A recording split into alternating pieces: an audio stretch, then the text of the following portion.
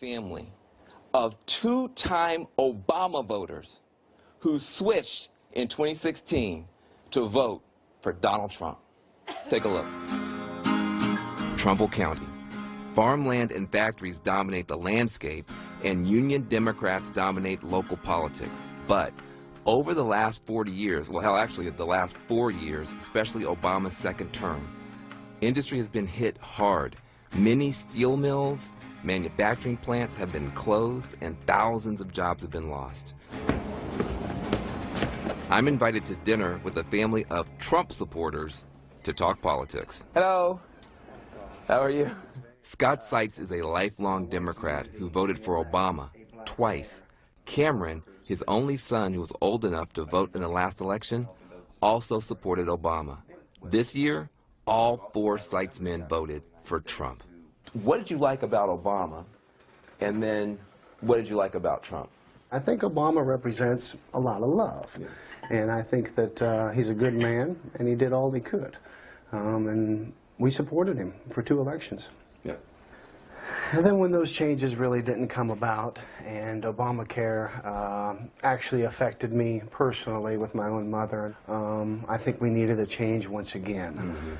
Trump seemed to come through here, and he's speaking change again. So I think we still voted for change. You want to get in here? I just, you know, I went vote for either one. So you voted for a Democrat all the way down, but could not vote for Hillary Clinton? No. It was just her morals and his morals.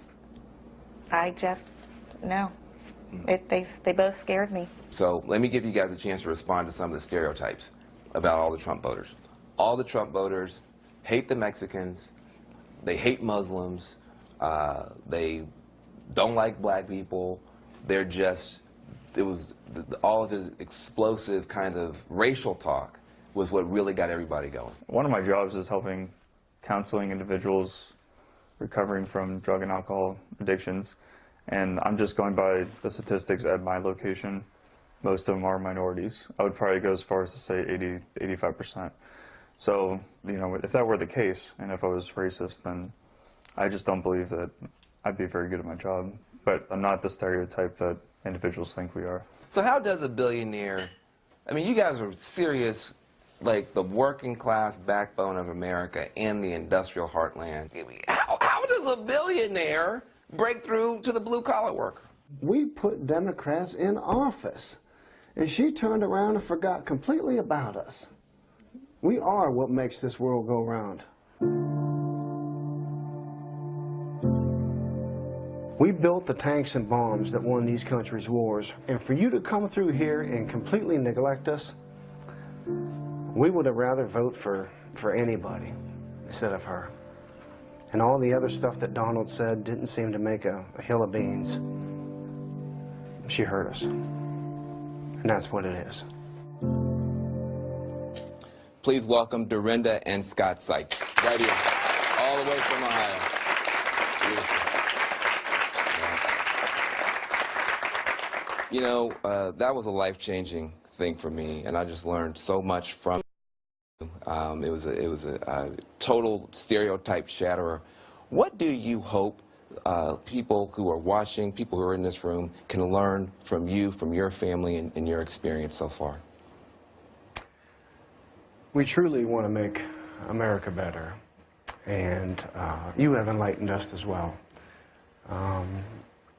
We hope that the bleeding can actually stop in our area. The Rust Belt area is filled with United Auto Workers, United Steel Workers, and everything trickles down from that.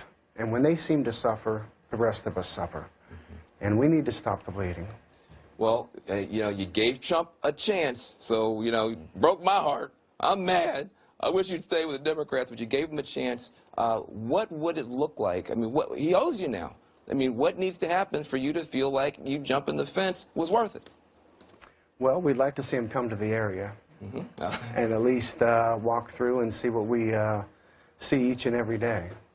We have a ton of mills that have seemed to close up, and not only did they close up, but they've been torn down and removed. They look like ghost towns. Yeah, I saw that. I mean, that was crazy. There were these big mills that have been there your whole life, your parents' life, your grandparents' life, that have been razed to the ground just in the past several months.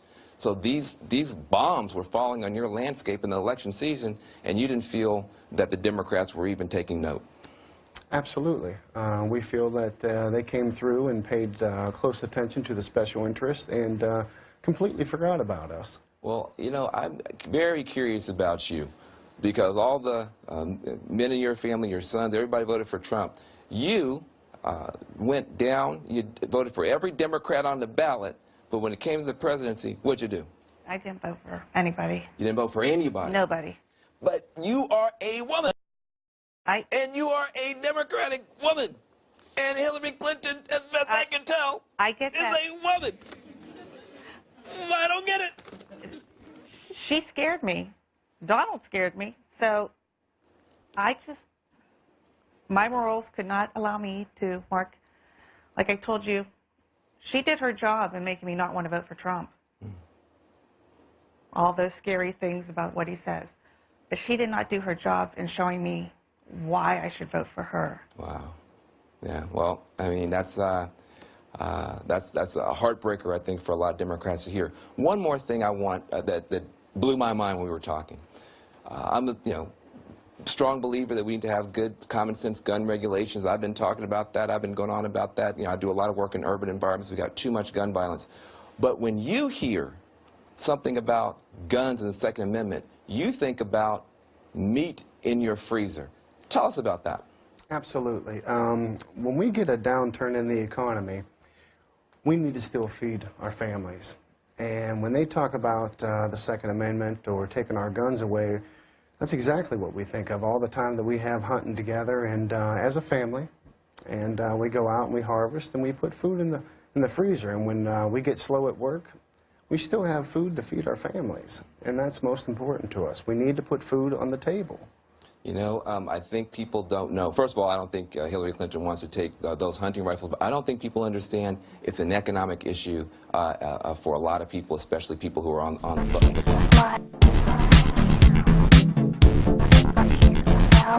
the